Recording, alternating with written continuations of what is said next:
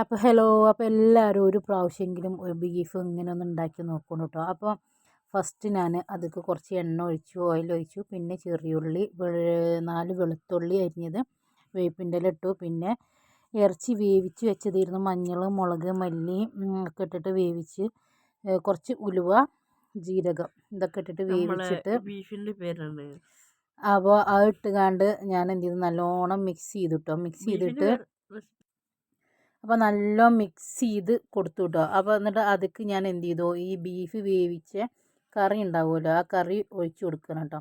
അതും ഒഴിച്ചു കൊടുത്തിട്ട് നല്ലോണം മിക്സ് ചെയ്തിട്ട് ഒന്നും കൂടി വെള്ളം വറ്റാൻ വേണ്ടിയിട്ട് വെച്ചു.